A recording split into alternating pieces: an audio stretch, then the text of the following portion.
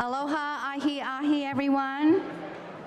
Good evening, and welcome to the Hawaii Institute for Public Affairs 2014 Ho'oulu Leadership Awards Dinner. Thank you all for joining us at our celebration. I'm Robbie Allman. I'll be your co-MC tonight. Robbie's a member of the board of HIPA and is now the president for Collaborative Leaders Network. I'm Barbara Tanabe, and I'm the other half of the MC team with Robbie. Right, and Barbara's the president and managing partner of Ho'okea Communications, and she was the founding chair of Hawaii Institute for Public Affairs. This is our 11th annual Leadership Awards dinner to honor outstanding individuals in our community for their commitment to advance public policy. So let us begin our evening with a blessing.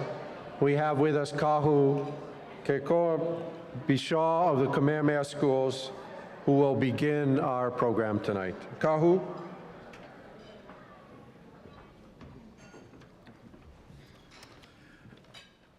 Aloha ai kako, aloha.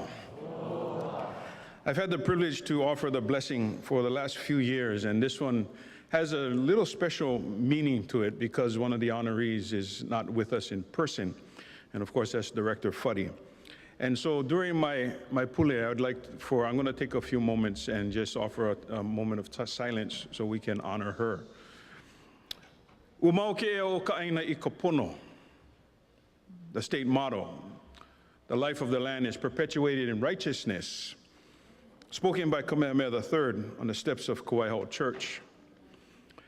Our preamble in the state constitution begins like this: we, the people of Hawaii, grateful for divine guidance and mindful of our Hawaiian heritage and uniqueness as an island state, dedicate our efforts to fulfill the philosophy decreed by the Hawaii state motto, ua mau ke'eo o ka'aina I kapono. I think Director Fuddy fulfilled that motto 100 times over. So he pule kako, let us begin with prayer. Mahalo no mako he aku no kolonae, no kamea o ke akua kili kahonua. Heavenly Father, we thank you that we can gather beneath you, the God that created the heavens and the earth. And you have created a beautiful place, Hawaii ne, a land loved by its people, for us to live and to work and to grow and to prosper. And so tonight, on this very special night, Okeia no kalai hovahana ai e haole kako a ele ale e laila, this day that you have made, this day where we honor and rejoice those leaders that are amongst us. We ask for your blessing upon everything that we do and say. We are grateful to you for your divine guidance and loving direction over the Hawaii Institute for Public Affairs. We are mindful of the legacy of leadership that has been honored by this group. The uniqueness of their work and the work that Hawaii Institute for Public Affairs does for Hawaii more than ever is needed. The new knowledge and original research to improve the quality of life is what we need for our islands and for our people. Those that have dedicated themselves to leading, the wisdom and leadership and integrity of character that are exemplified by tonight's honorees, we thank you for that and for blessing them with those skills. Mahalo for the support of all the individuals, organizations, and companies that make the good work of HIPA possible, and for the many years of servant leadership that they have shown as they follow the example of Kahakuo Yesu Christo, who came to serve, not to be served. And so we honor and thank you for tonight's honorees, for Hank Rogers, Barry Taniguchi, Leslie Wilcox, and now we will also honor a mahalo for all of us for Director Fuddy.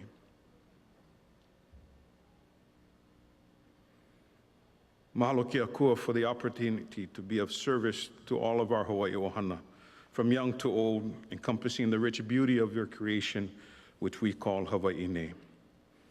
We thank you. We of diverse faiths and beliefs have come here as individual citizens of this great state, and knowing that together we can do and accomplish much more than we can do individually.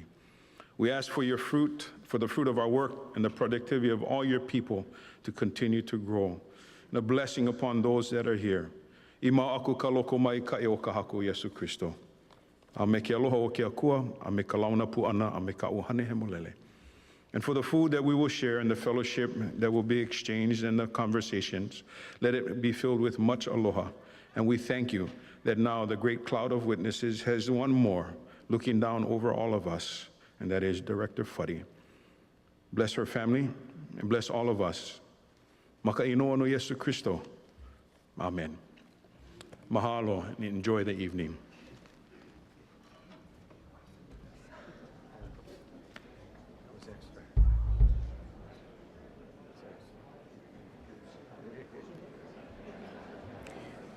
Mahalo kahu. Our special guests tonight are our honorees and their families. So please welcome first Leslie Wilcox of PBS Hawaii.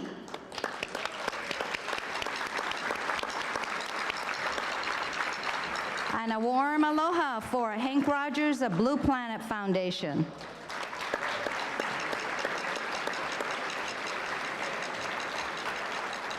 And we also welcome Perry Taniguchi of KTA Superstar.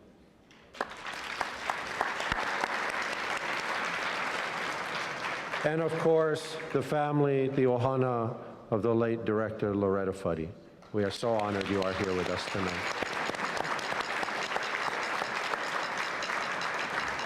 We're also pleased to welcome honorees from past years. They're listed in your program booklet. With us tonight are Ellen Oshima of HEI. Ellen, I saw somewhere over here. Candy Suiso of Seawider Productions. Calvin Taketa of Hawaii Community Foundation. Keith Amemiya of Island Insurance. Tim Johns of HMSA, Joan Husted of HSTA, retired, and John Leong of Kupu, and Larry Okinaga of Carl Smith Ball, who was honored last year. Thank you all for joining us. We really thank those people. They've given so much to our community. We also want to recognize our public officials here tonight. I'm not sure the governor is here, but Governor Abercrombie will be here tonight. So Governor Abercrombie, Mayor Bernard Carvalho of Kauai County. We also have Representative Cliff Suji of Hilo. And council members Ikaika Anderson and Joey Manahang are both here as well. Thank you all for your support through the years, and a big hand for our public elected officials. And now we're going to get back to our formal program. We'd like to now call on Andrew Garrett, HIPA's acting president and CEO, to provide some remarks. Andrew joined HIPA 2 years ago as project manager of one of HIPA's most significant work, the Hawaii Healthcare Project. And thanks to many of you here, with your support, that culminated with the Hawaii Healthcare Summit with over 550 participants. Andrew is a proud graduate of the University of Hawaii. I saw David here, so good work, David. And Miliani High School. And Andrew has focused on public policy issues during his entire career. Of course, he's still a young man, so he has a long ways to go. We're very, very fortunate to have Andrew at our helm. So please welcome Andrew Garrett.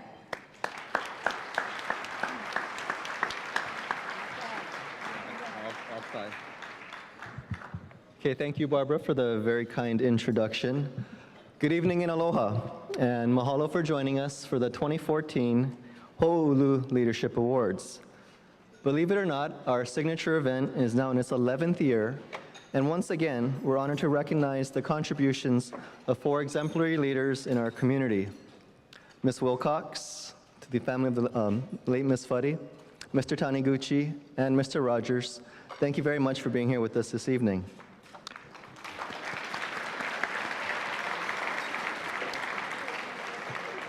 To start things off, I'd like to acknowledge a very special guest with us this evening, the man who had the vision, the foresight, and determination to build HIPA from the ground up over 13 years ago.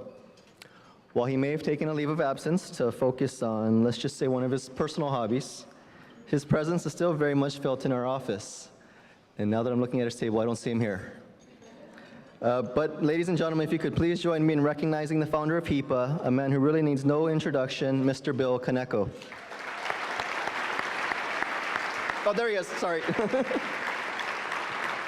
He switched tables on us there. In addition to Bill, I'd like to acknowledge our stellar board of directors who've always been so generous with their time and have shown incredible patience with me since I assumed this position.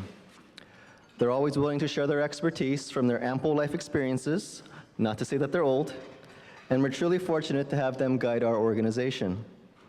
Although I do have to admit that I often wonder why they chose me of all people, or deem me worthy of all people, of filling Bill's big shoes. In any event, if I could ask the board members to please stand as I call your name. Our chairman, Mr. Pete Thompson of Morgan Stanley. Our secretary-treasurer, Ms. Lauren Name of Kamehameha Schools. Mr. Alan Oshima, Hawaiian Electric Industries.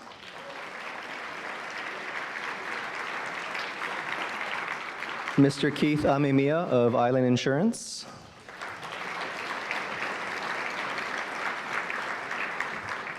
Mr. Guy Fujimura of ILWU Local 142. And of course our MCs, Mr. Robbie Alm and Barbara Tanabe.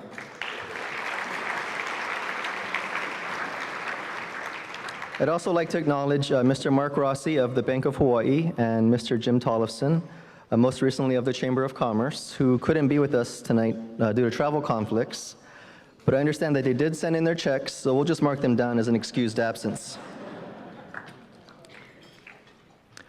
I'd also like to ask our first-rate staff, Ms. Jeannie Schultz-Safuvai and Ms. Irene Takizawa, to please stand to be recognized.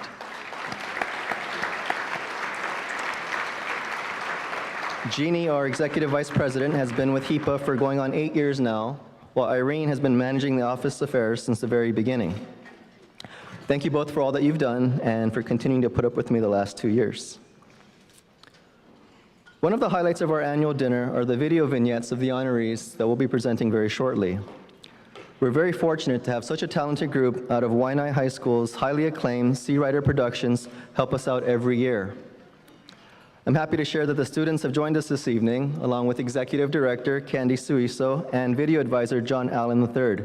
Would you all please stand to be recognized?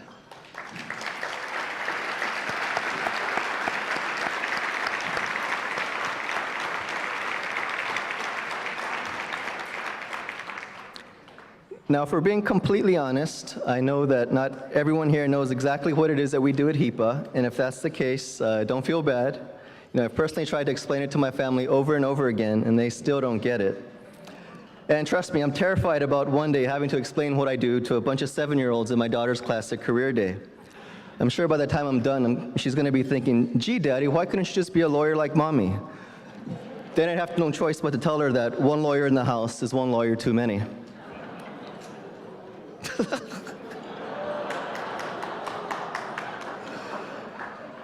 So, for the record, since our founding in 2001 as Hawaii's first independent public policy institute, HIPA generates and communicates original research and new knowledge to improve the quality of life in our islands. We're guided by our commitment to community collaboration, fact-based research, and issues education, and strive to create an informed atmosphere for policymakers and community leaders to strengthen our state's decision-making process.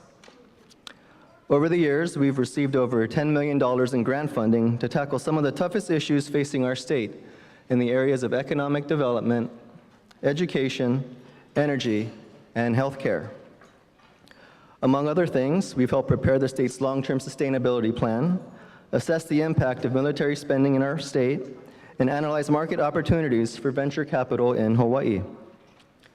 We've also come up with recommendations to maximize dual-use technology and how to realize universal coverage for the uninsured in our community. Now, if only the Hawaii Health Connector had actually read our report. Tough crowd. In addition to our ongoing work, one of our favorite pet projects every year is putting out the Directory of Public Officials to help facilitate public participation in the legislative process. We now have this handy little guide available in both print and mobile app versions. It's been a very exciting time at HIPA since our awards dinner last year, and I'm not just saying that because I was promoted. Armed with funding from the Ford Foundation, we continue to make tremendous progress on the 21st Century Schools Initiative, in which we're developing an innovating financing model to upgrade public schools to 21st century standards on a system-wide basis. We're wrapping up the second phase of our assessment of the state of physical infrastructure in Hawaii, and later this summer, we'll release our findings that include some pretty eye-opening numbers on the economic benefits of fully investing in our state's infrastructure plant. On the healthcare front, the Hawaii Healthcare Project continues to make great strides as well. After a comprehensive planning effort that lasted over 2 years and involved over 100 healthcare professionals from across the state, many of whom are actually in attendance today, we issued our state's healthcare transformation roadmap this past February. As Barbara mentioned, we also hosted the 2013 Hawaii Healthcare Summit in this very venue, where we convened over 550 participants to discuss the Affordable Care Act and state of healthcare transformation in Hawaii. At the summit, we had over 40 local presenters share the great work that they're doing on the front lines in the areas of behavioral health, workforce development, care coordination, health IT, Native Hawaiian health, and a range of other important topics. Among those presenters was Ms. Loretta Fuddy, who gave an inspiring talk on how the Department of Health is determined to address social determinants of health to realize her dream of attaining health equity in our state. And on that note, I should have mentioned this earlier, but we do have the leadership from the Department of Health with us today, so if you folks could please stand to be recognized as well.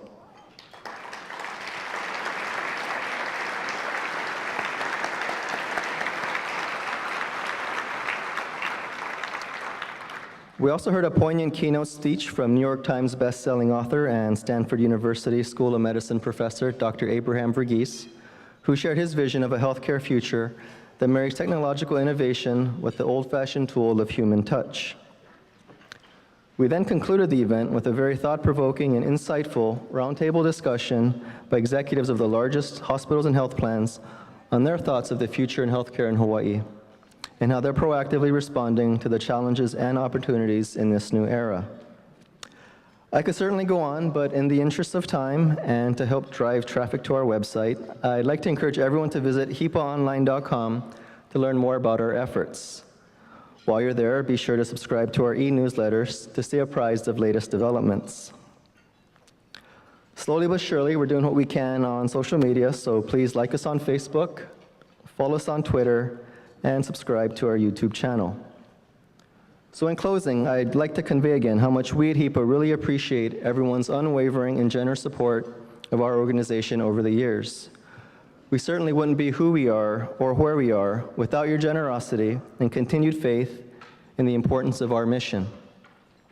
So please enjoy the rest of the program and be prepared to be inspired as we celebrate the accomplishments of yet another remarkable class of Ho'oulu Award honorees. Mahalo and aloha.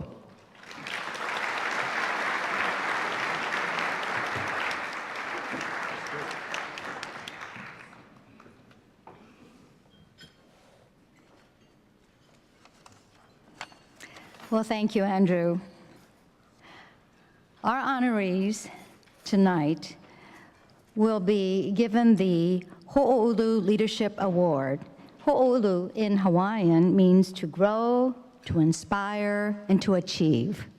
These awards celebrate those who have committed themselves to achievement in the area of public policy. Our honorees have all demonstrated strong leadership, determination, and dedication to their respective professions and to the community.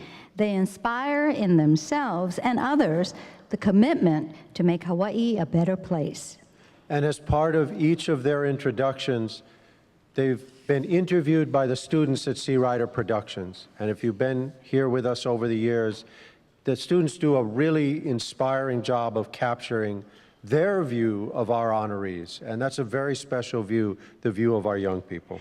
And as Andrew mentioned, they've been led for many, many years by their executive director, Candy Suiso, who also happens to be a past honoree.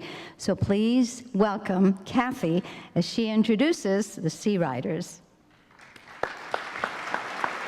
Candy. Candy. That's okay. Aloha and good evening. We were talking earlier, thinking, wow, it's already been 11 years. And we just want to, I was telling Andrew earlier, that very first year when Bill Kaneko came by, almost a whole week, I think he came by late night because he wasn't sure what we could deliver, or if really we could deliver. And we just put on his iPod and he would sit there with his computer, and that was it. 11 years later, he didn't do that anymore, because 11 years later and over 48 vignettes later, we want to thank you, Bill Kaneko, your HIPA staff, your HIPA board, and all and your members for continuing to believe in our students at Waianae High School Sea Rider Productions. It's always inspiring for us to meet and interview all of these great leaders of Hawaii, and it's always inspiring for us to go back and to do these videos and to really look forward to just what great things are going to come out of Hawaii through these leaderships. So I want to introduce this magic behind these magical kids behind the vignettes, and they're sitting at the table. If you want to turn your heads, and please, I want you guys to stand up. The editors and the photographers, Shayla, we have two Shaylas. Shayla Ader, Shayla, come stand up. Shayla Bradley, Cristo Sabido, Gary Domingo Oka, Kahunui Foster, Tressa Hoppy, Kirsty Cow, and Austin Kaulia. We have two, all of them are graduated except for two. Two of them will be coming back, so you'll see them again next year. Bryson Armitage, one of the advisors, couldn't be here, but really I think the person that we really want to thank is their full-time advisor, John Allen III. Stand up, John. This really is the magic and the mover and the shaker behind all these wonderful videos that you see from coming out of Sea Rider Productions. So thank you again for keeping the confidence in our kids and really believing in public education. Thank you.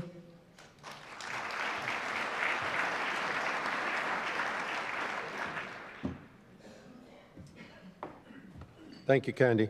As each honoree gets the award, giving the awards will be our board chair, Pete Thompson, of Morgan Stanley, and the board secretary treasurer, Lauren Nami of the Kamehameha Schools. So if our two co-presenters will come up. So let me begin with our first honoree. So I ask you to imagine being the #2 most well-known newscaster in the state of Hawaii. Right behind Joe Moore. In every way, pay, perks, all of it. And everybody's telling you that when Joe steps down, you're going to succeed Joe.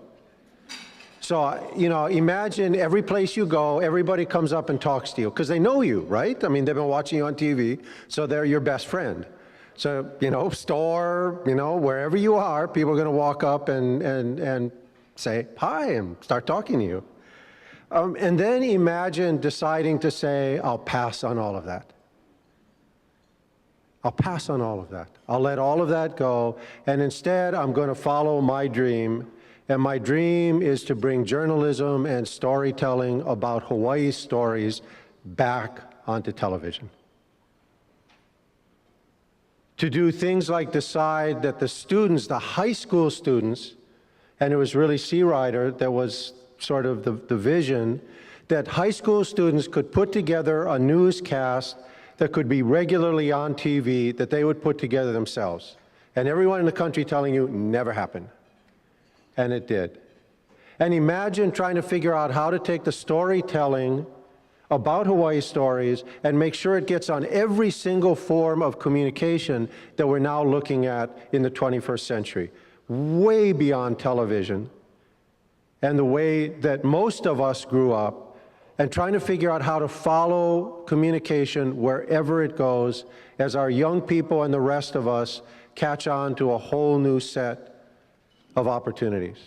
So ladies and gentlemen, our first honoree, that person who said, I'll take a pass and find a different dream, Leslie Wilcox.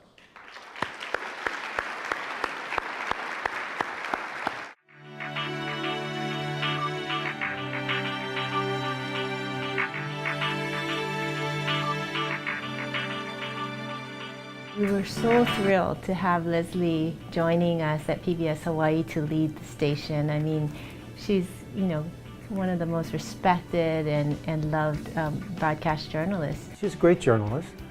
She really had an eye for a story and for helping us understand what was really behind the story and the people behind the story. She's always, tried to bring out what's actually going on with people.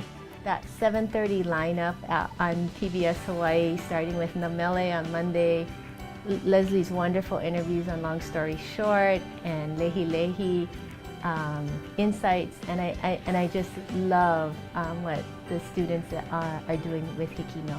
I feel like a child raised by the village because I've been covering stories throughout the state, and I really have had a chance to see people at times, at special times, great crisis, great victory, great recovery, and it's, I'm so thankful for that. Leslie's style of leadership is so selfless. It's never about her. It's always about the team and the people that she's working with. We have high performance teams here, and that seems very manageable to me. It's a one organism moving along with teams. I think if it were a huge command and control structure, that wouldn't be for me. I couldn't do it and I wouldn't enjoy it, but this seems right for me. Her work allows people to have conversation about the tough issues in Hawaii, as well as to celebrate our community treasures. She's been a great leader for public television and really taken public television up a notch and brought back local programming in a big way. And she's really helped transform the station into something that can be relevant in the 21st century. This is the time to be entrepreneurial, so get your college education and look for opportunities. Look for opportunities to make that difference that someone else may not have spotted or that somebody else can't make happen. We should always be striving for the next level up or the highest. And Leslie wants that out of us. She wants it out of everybody at the station. She wants it out of the production. She wants it out of us. She wants it out of Hawaii. Everybody at the table, everybody treated with respect, and everybody willing to think of the big picture and where we want to go.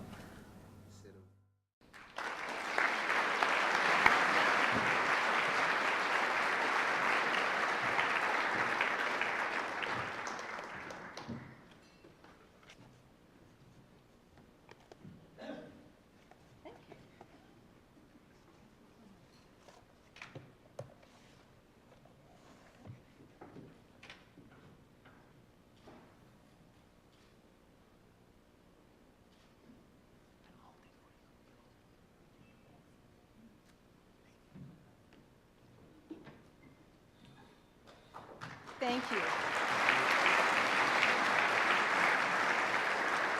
I want to thank Robbie for that wonderful introduction, and thank you, Board of the Hawaii Institute for Public Affairs, sponsors and friends. I'm glad to go first tonight because I can sit back a little later and enjoy the splendid individuals who are co-honorees, Barry and Hank, and Louis Fuddy will speak on behalf of his beloved sister. This will be a really nice evening, and I'm glad you're here. Congratulations. And aloha kako. You know what? I love that greeting because both words are so strong. Aloha and kako. The concept of aloha, of course, and kako is everyone, all of us, inclusive. I was 19 and a college freshman when I started reporting full-time for the old Honolulu Star-Bulletin, and I had a lot to learn. As it turns out, I was schooled by the people of Hawaii, and I'm still learning. I know that if I want to have credibility, I'd better have an authentic center with my heart, mind, words, and actions aligned.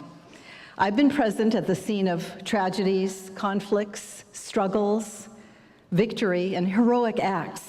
People I've met, from top movers and shakers to families living in generational poverty, have offered me information, explanations, scoldings, okay, a few threats, mentoring, guidance, and inspiration. You never know when or where personal wisdom and strength of character will shine. They often do, and sometimes in the least expected places, educating the rest of us by example.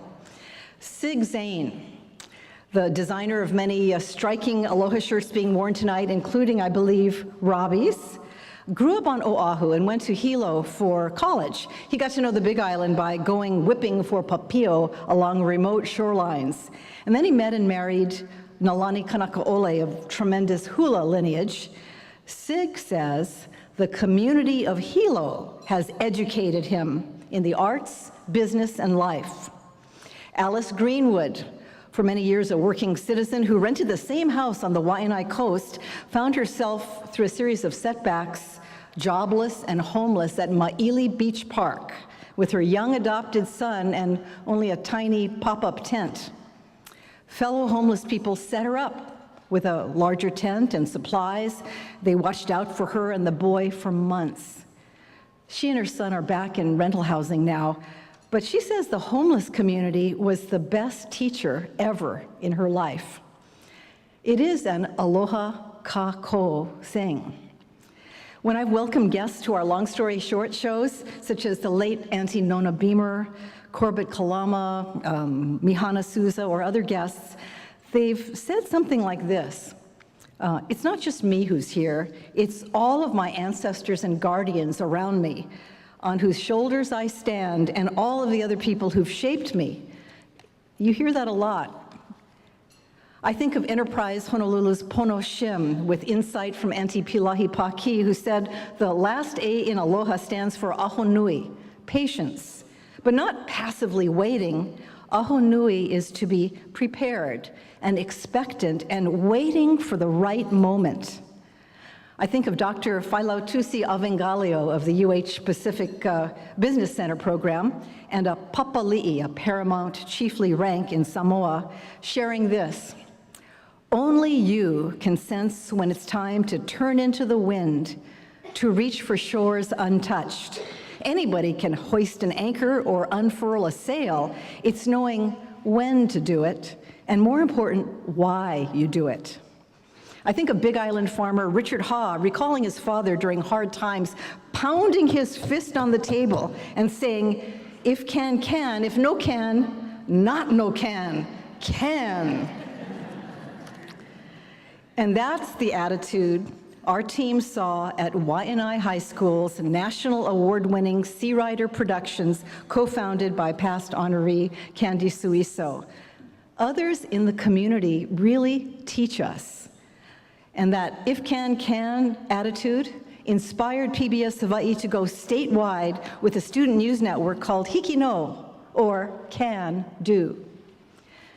Do you know that top schools on the continent have told each other for years that if they want to win student journalism and digital media contests on the national level, they have to Waianaeize their work. Waianaeize them. Shock and awe on the mainland for Waianae's achievements. We were joking, students and I, about how on the mainland they fear them for their talent. Sometimes on the Waianae Coast, people fear you for a different reason, right? Now, after 3 years of PBS Hawaii's free training and mentoring of teachers and students across the island, courtesy of our donors, and real-world standards and deadlines, here come 84 Hiki No schools.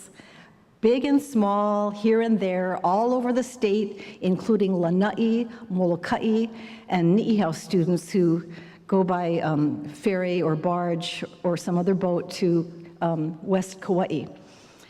Big and small, here and there, they have equal access to opportunity, demonstrating 21st century skills in collaboration, communications, and critical thinking.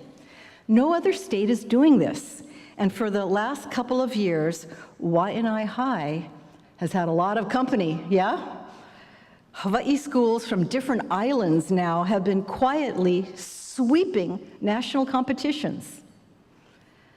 I want to give props to my colleague who guides Hiki No, an extraordinary and gentle teacher with exacting standards. He's here tonight, Robert Pennebacker. Robert? Thank you. If can, can. How can? With teamwork, training, and clear goals. A Hawaiian cultural strength is teamwork, and it is a 21st century skill.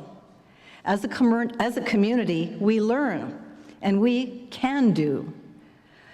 I want to say mahalo nui for this award from HIPA, and a fond shout out to the gang at PBS Hawaii and each one of you. Aloha kako. Thank you.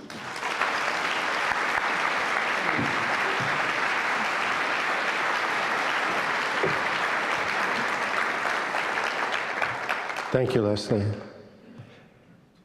Our next honoree, in one way or another, we are all products of those who came before us. The Japanese phrase, "Okage sama de," I am what I am because of you.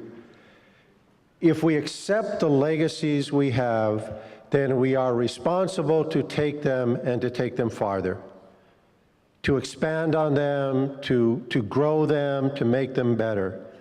So to take one store and make a chain of stores, to give ourselves to community activities so that our community is deep and rich, to train our next generation and then step out of the way and let that next generation take hold. If we do all of that, we truly honor that legacy, that ancestry that we come from. Nobody, in my mind, in Hawaii exemplifies all of that better than Barry Taniguchi of the KTA stores. So let's watch the video on Barry.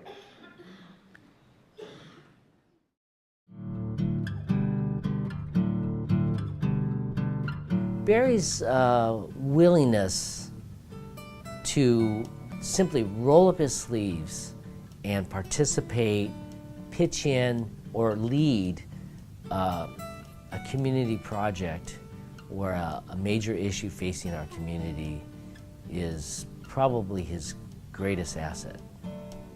And when Barry gets involved, people pay attention, people listen, and people think. He loves this community, he loves the state, and he does whatever he can to help make the state a better place. That's why he's getting this award. My grandfather always believed that the customer is always right, and people that work with us and for us are the most important people, that we take care of people because they're going to take care of us. Because it's through the business, actually, through KTA, through our employees, through our customers, that we're able to give back to the community. And that gives me a lot of satisfaction. And he weaves his way through all different areas of our community. And his ability to do that is really one of his strengths. The more everybody works together, the better the community becomes. And I think we have a social obligation, both as individuals and as a business, to give back to the community so the community survives and prospers. We cannot become a society where we have to live off somebody else. I mean, we have to contribute to that. His heart and his mind were focused on the community, and he got this commitment from his family, but it took the leadership of a person and good judgment of a person like Barry Taniguchi to make sure that all these hurdles, all these issues that came up throughout this process were handled appropriately. But we try to give a little bit to everybody so that we can help as many people as possible. You can't find a better person to do that than Barry Taniguchi. I mean, he's the #1 guy on the Big Island, and perhaps within the state, for doing such volunteer work. We support the community because it is the community that supports us. Barry deserves awards like these because of his tireless energy and his commitment to making Hawaii a better place for everyone. Ladies and gentlemen, Barry Taniguchi.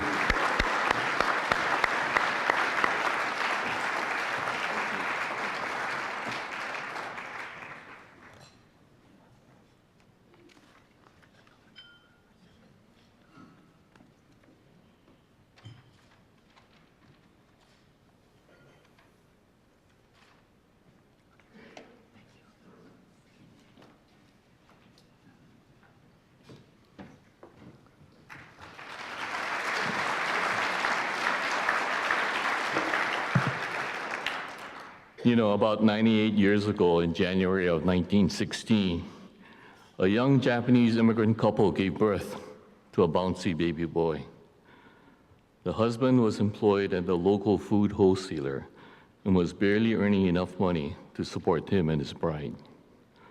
He thought that now that there was another mouth to feed, he must have his wife be the source of some income. But what can a young mother with an infant do to provide income for the household? Being a real practical man, he thought of the perfect solution: to start a small store where the young mother could watch the infant child while tending to the business of the store. That young couple were my grandparents, Koichi and Tanio Taniguchi, and that baby boy was my dad, Yukio. Through the years, my grandparents proceeded to have 8 more children, for a total of 5 girls and 4 boys. Each one of them, as well as most of their children and their children's children, worked in the store while growing up. The store that provided a livelihood for the Koichi Taniguchi family eventually grew to a small grocery chain of 6 stores named KTA Superstores on the island of Hawaii.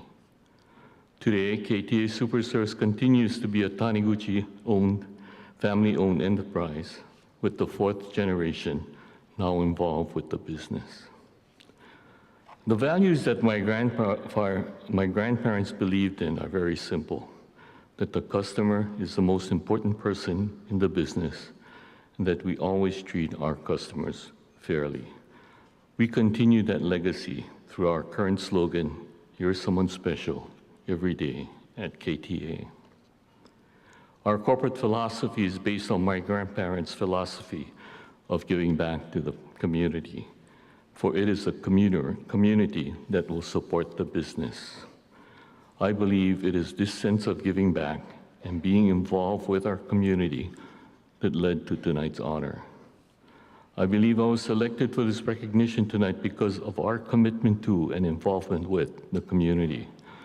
KTA's success in our community would not be possible without the support of the community and without our employees, whose diligent efforts and support of our company allow us to participate in many of the community activities that we're involved with. The sharing of one's knowledge, expertise, and experience with others bring a tremendous sense of personal satisfaction. The rewards of community service and service to others are priceless. I would like to thank the Hawaii Institute for Public Affairs for presenting me with this Ho'oulu Leadership Award. I would like to thank Larry Okinaka and Newton Chu for providing much support and guidance through this process and for consenting to participate in the video presentation. I'd like to thank Candy Suiso and John Allen and the C. Ryder Productions for a great vignette that they produced. I'd like to thank my wife Sandy and my children Tracy, Toby, Terry, Amanda, and Ryan for their support and understanding throughout the years. On behalf of my grandparents, Koichi and Tanio Taniguchi, and all 4 generations of the Taniguchi family, I would like to thank the employees of KTA Superstores, whose diligent efforts on behalf of our company allow me the opportunity and time to participate in activities such as this, which earns KTA such recognition. I would also like to thank all of you here tonight for coming to recognize me, and especially those friends from Hilo who traveled to be with us tonight. I am honored, flattered, and a little embarrassed by this award, but I humbly accept this on behalf of my grandparents, Koichi and Tanio Taniguchi, and my parents, Yukio and Miyoko Taniguchi, who instilled in me the importance of traditional community values. Thank you very much.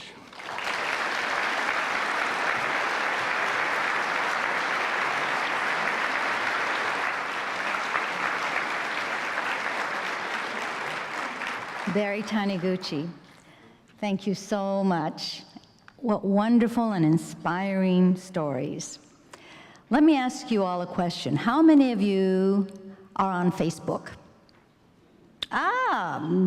Good many of you.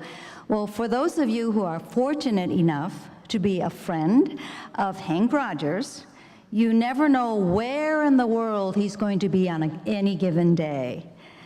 He literally travels the world because he is a global citizen. Born in the Netherlands, a young New Yorker and graduate of Stuyvesant High School, and a student at the University of Hawaii who chose to follow his heart, a beautiful young woman who is now his wife, to Japan, where he launched his career as a video game designer and an entrepreneur. His passion today is the entire planet and a way of life that will allow the world to live forever. And that's why he founded Blue Planet Foundation and chose to make Hawaii his home. And here is his story on video.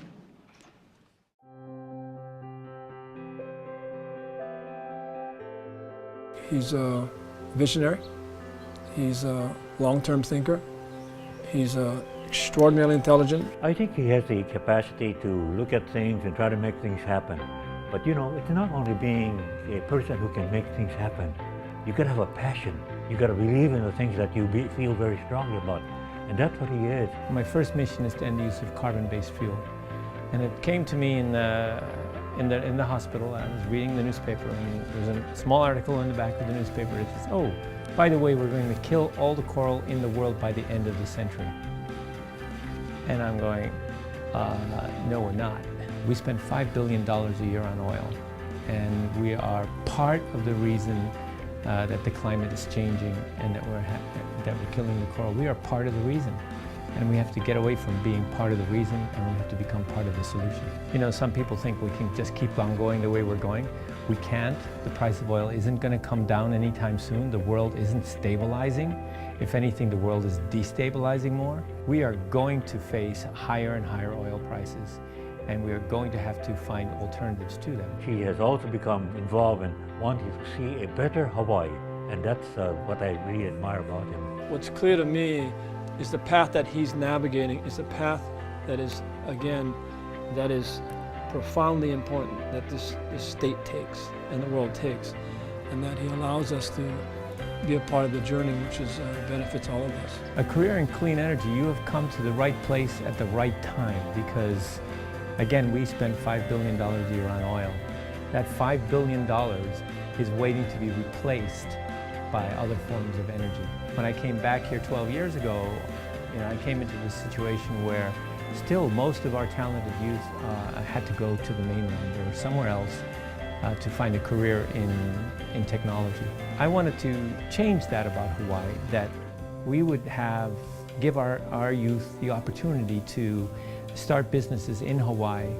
And so Hawaii's reputation had to be changed, and it's changing. He feels very strong about Hawaii, about its future, and every leader to me has to have that future mind also in order to be that great. Hank Rogers is the kind of leader that moves us to the right direction, to that vision, to that future, and he's helping us navigate the way. He, to me, fundamentally is one of the great navigators in our time today. Hank Rogers.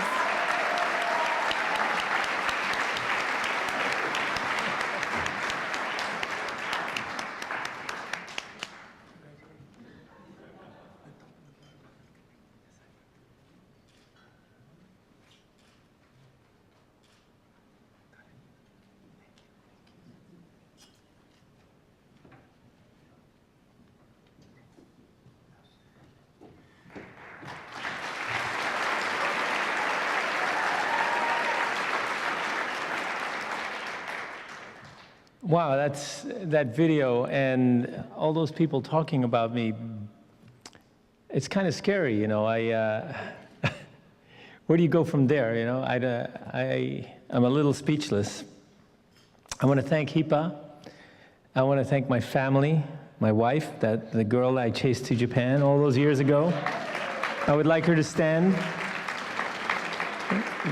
Come on. And 3 out of my 4 children are here. My oldest daughter couldn't be with us tonight. Can I see my children stand? Yeah.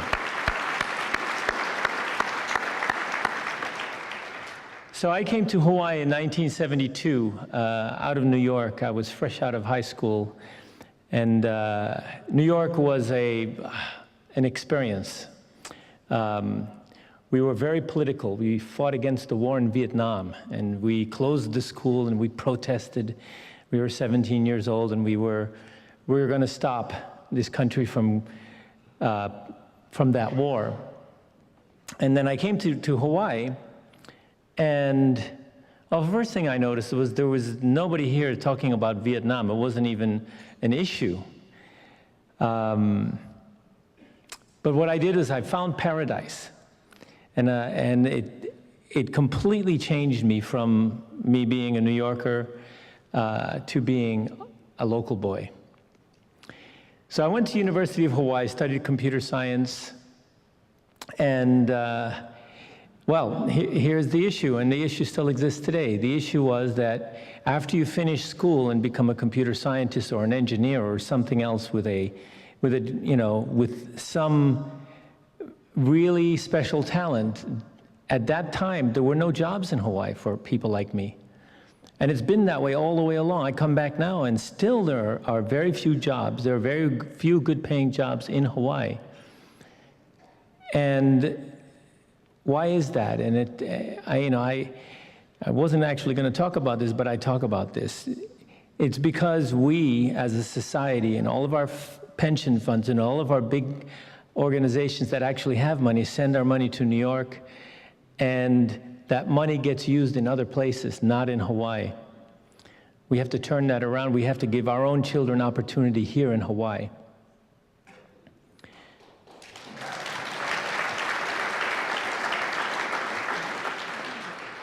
So 8 years ago, I found myself in an ambulance on the way to Straub with a heart attack. And I'm looking at the ceiling, and I'm going, and I don't know who I was talking to, but I was talking, and I said, you know what, I was having a heart attack. This is what's going on. And I said, I am not ready to go. I still have stuff to do. It seemed like very simple words. I got to the hospital. Obviously, I survived. Straub's a great hospital. I like to shout out to Straub for saving my, sorry. Thank you very much. And in the days following my recovery, I got to thinking about what did I mean by stuff. You know, I already had enough money, so my wife didn't really need me anymore. My children had already gone through school, and they're all adults, so they didn't really need me anymore. So all the things that I'd been working for all my life, I'd already kind of done them. So what did I mean by stuff? And it's when I found my missions in life. And the first mission, yes, it was in the back of a newspaper, and a little small story that was sort of a, by the way, we are going to kill all the coral in the world by the end of the century. I recently found out that that end of the century is not that far away. Actually, it's going to happen sooner. And why is that happening? It's happening because we create carbon dioxide through internal combustion. It's coming from our cars, it's coming from our factories, it's coming from coal, oil, and gas. So my mission is to end the use of carbon-based fuels, starting in Hawaii. Why Hawaii? Well, first of all, I live in Hawaii, and you know, before I can go out and ask people in other places to clean their room, I feel that we have to clean our own room. We import $5 billion a year of oil, $5 billion a year. That is such a huge number that it's hard to get our heads around it. But how many people do we have in Hawaii? Divide that into $5 billion. Personally, I think it's the reason we have homeless people.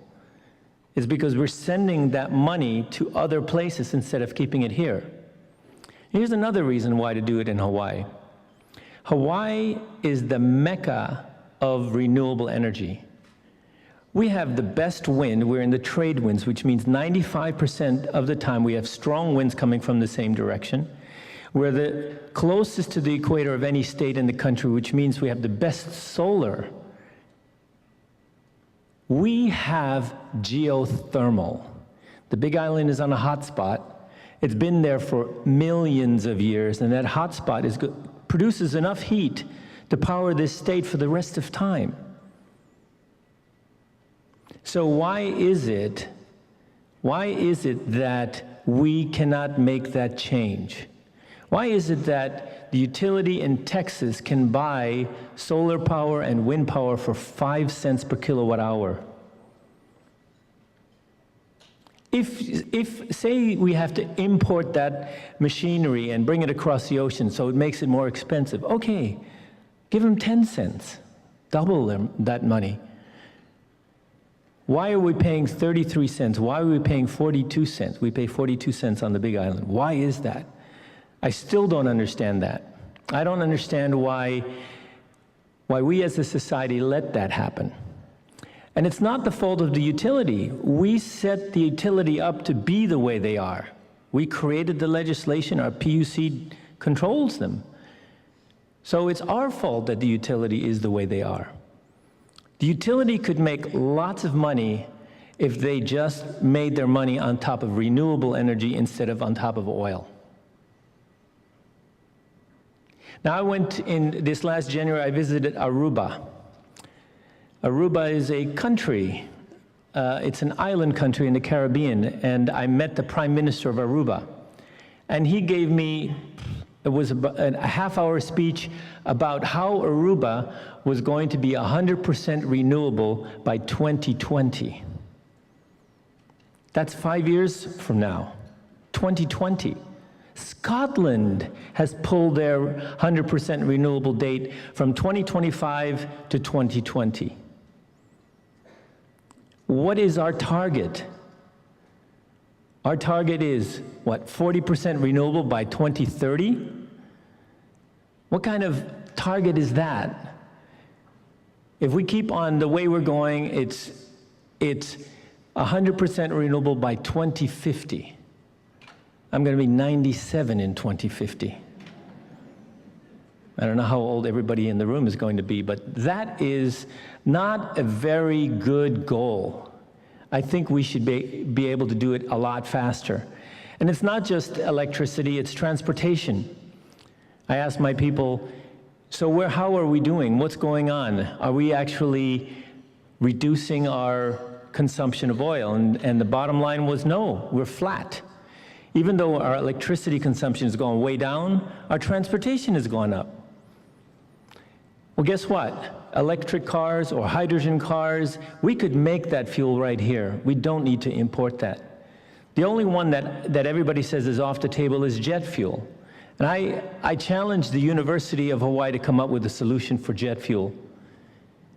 Because it's our problem. It's all of our problems. And it's the problem of our children and our children's children.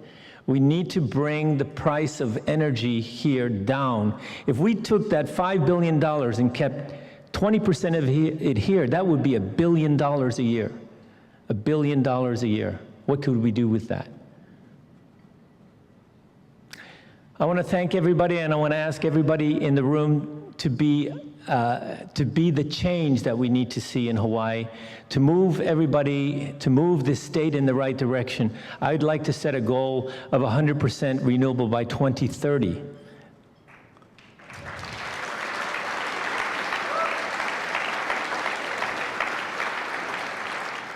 Thank you very much.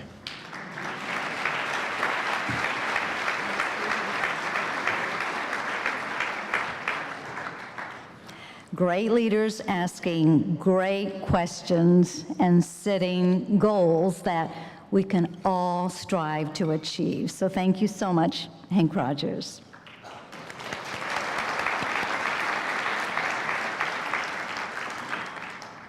Loretta Fuddy, who served as Director of the Department of Health since 2011, spent nearly 4 decades as a tireless advocate for public health.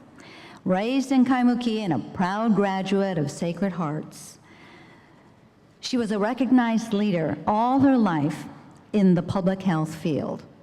She was chair of the Hawaii Public Health Association, president of the Association of State and Territorial Public Health Social Workers, and she had numerous accolades from organizations such as the National Association of Social Workers, the Ford Foundation, National Committee to Prevent Child Abuse, and HRSA.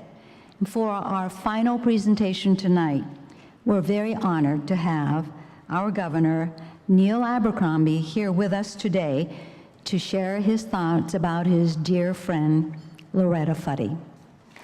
Governor Abercrombie.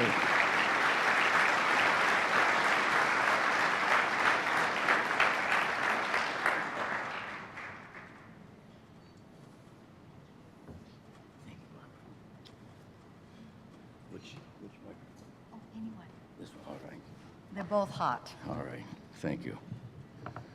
Thank you very much, Barbara. Aloha, everyone. Well, Barry, do you think Zig Zang would approve of this this evening representing the Big Island? All right, yes, we're doing that. It strikes me a bit as a bit of a strange feeling and honor this evening to be speaking of Loretta.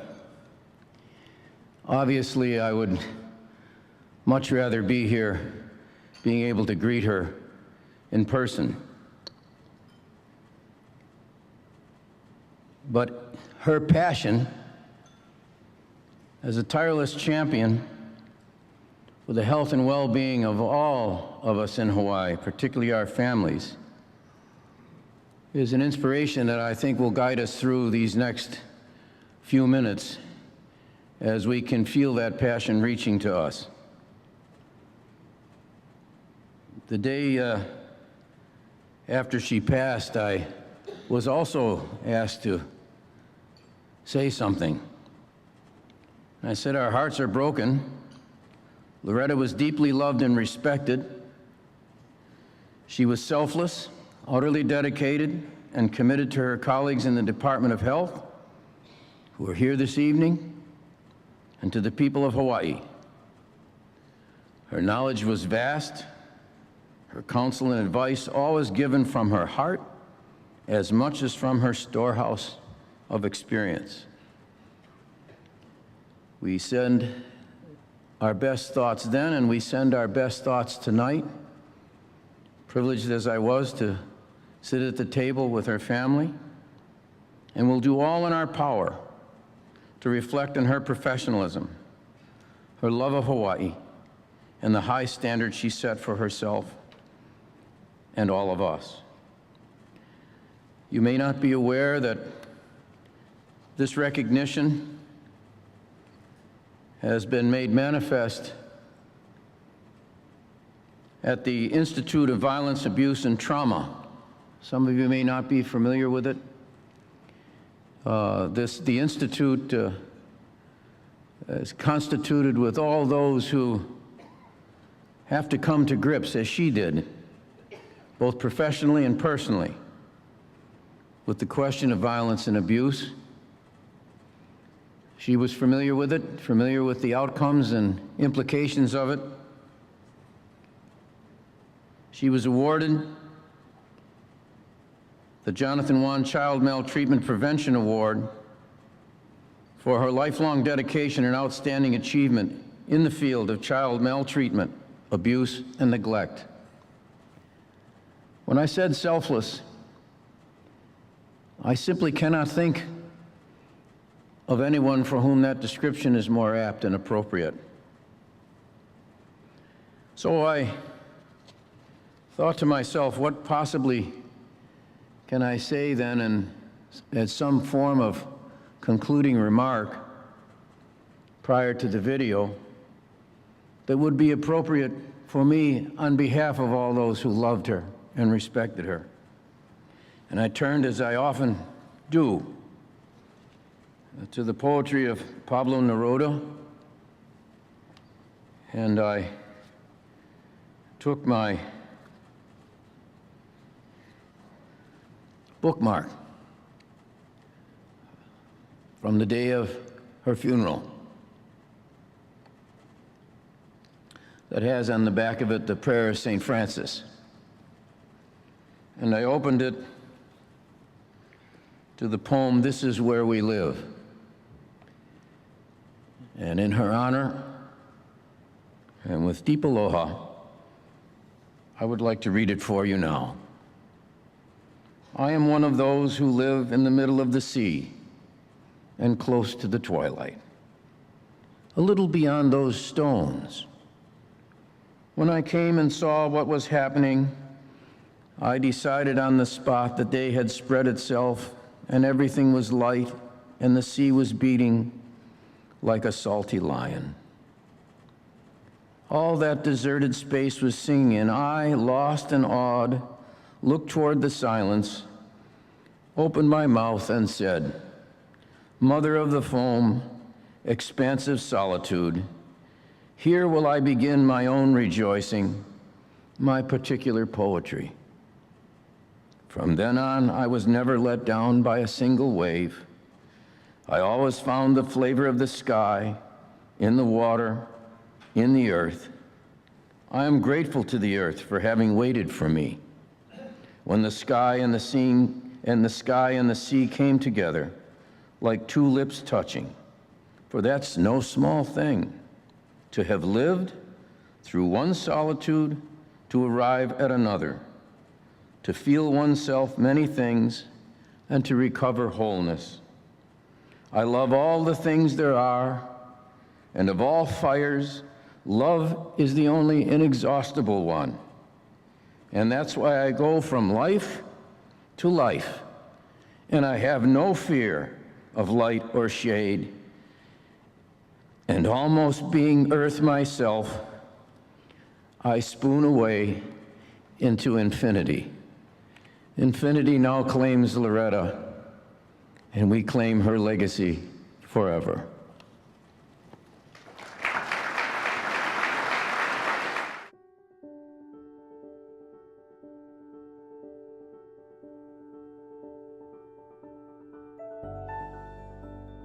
I've preserved her words that meant so much to me, and I'd like to read what I think was her greatest achievement. There are so many people who work tirelessly every day to protect Hawaii's children, and they are all heroes to me because of their love and compassion. I've not been blessed with having my own children, but that must have been in the plan so that I could embrace all children. Hawaii's families need our support now more than ever. It is so important to look at mentoring children and protecting them. Children are our gifts for the future. Every now and then I'm just reminded of her laughter, her smile, which was it touched your heart and it made everybody relax, it put people at ease, and it brought people together. I think that was one of her greatest, assets as well, was that she was a convener of people. She brought people together to come around the table around a common issue to be able to address it together. Sometimes she and I were here way past sunset, just trying to keep up with the workload that's here. And she always did it with a smile, with a sense of humor, with the commitment and drive that just inspired others to follow her example.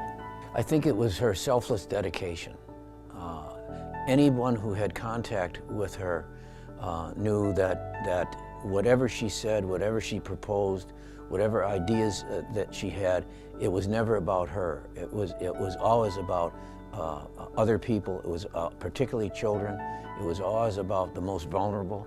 It was always about what could we do to advance healthcare in Hawaii, always with the individual at the center. She would inspire people in many ways because of her enthusiasm and her tireless energy in terms of, again, trying to move her programs and the folks that were working with her to do the right thing for kids and families. She really put family health issues on the map. She maintained the kind of priority that the department needs to have in providing services to those who most need them, young children, families who are vulnerable, folks who don't necessarily have the skills or the finances to protect their own health. She was really the champion in bringing those programs to the people who needed them the most. Deliana was a great person, and she always led with her heart. I remember Deliana putting people first in almost everything that she did. Before her accident, Hawaii was named as the healthiest state in the country. And she would attribute that to her whole team and the hard work that they did, but certainly her leadership contributed to that. Her fierceness really came from her sense of passion and compassion. Her passion was for health equity and ensuring that all people had equal access and opportunity for health, good health. And her compassion was for people who were most vulnerable and who least likely was able to have that opportunity. We do miss her, and we will continue to miss her over time, but I feel very confident that her legacy will remain, and it will inspire a lot of people to work in public health and to make some of the changes that she hoped for. Although she's left us, she's left behind a real strong department, a real tight team, folks who work really well together, and we'll keep getting the job done in her memory.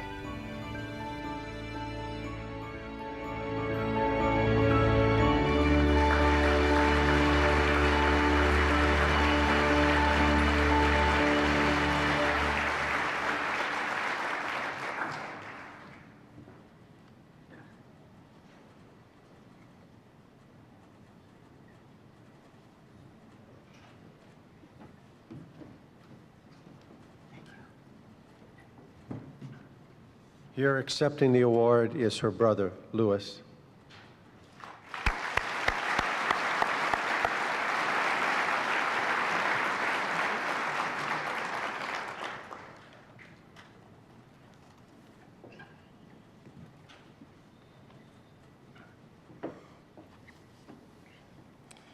Thank you.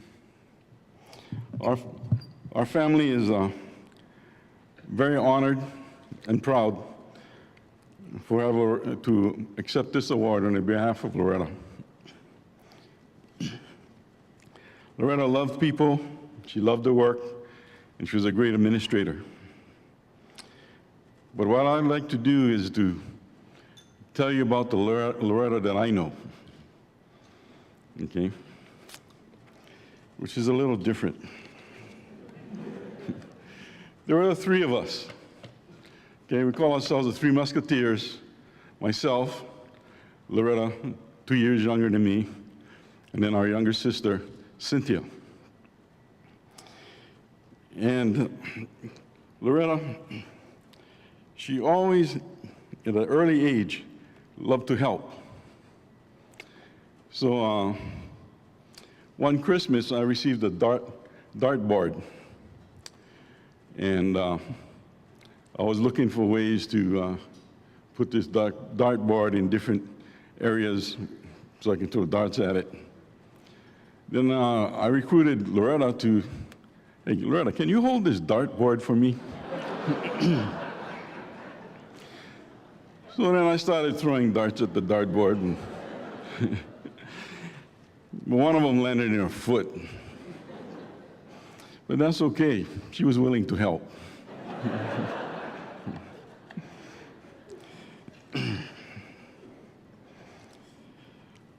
Loretta was always willing to learn. I had a paper route, so I had a bicycle. Loretta came to me one day and said, hey, Louis, can you teach me how to ride a bike? Oh, okay. And then she recruited Cynthia too. She said, Cynthia, let's go. Louis is going to teach us how to ride a bike. All right. We had a sort of steep driveway. And I took it about a quarter way up. I had Loretta on the bike. And I told her, you know, all you have to do is hang on, because momentum is going to take you down, and you can balance real well. All you got to do is steer it. Well, she steered it all right.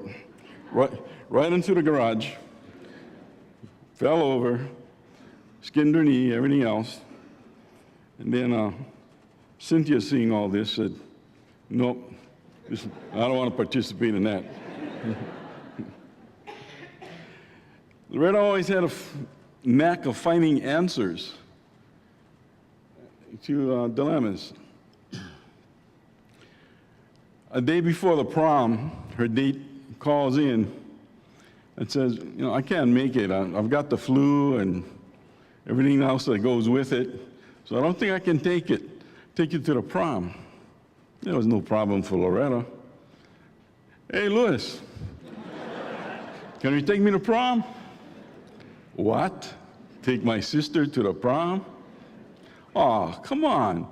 You can dance with my friends, and there's going to be a lot of good-looking Sacred Hearts girls there. You know, I think you can enjoy yourself. While being a true St. Louis Crusader, knowing about the girls across the street at Sacred Hearts, she convinced me to go. So she solved that problem. But then there was a problem with a wine bottle. She was trying to get the cork out of this wine bottle, struggling with it and everything else. Finally, she said, well, what comes up got to go down. So she went into the kitchen and got a couple chopsticks and got a meat tenderizing mallet, and she just knocked that baby right down, had that bottle open.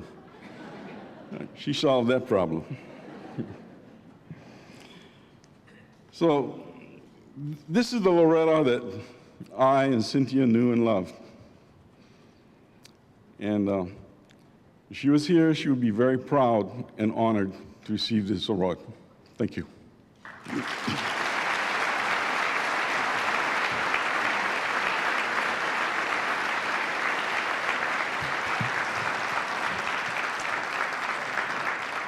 Thank you so much, Louis. It's always wonderful to hear about siblings. Another side of Loretta. Well, that concludes our program, and we thank you all for being here and joining us tonight. We hope to see you here next year. Drive safely, take care of yourselves. Aloha. Mahalo. Thank you.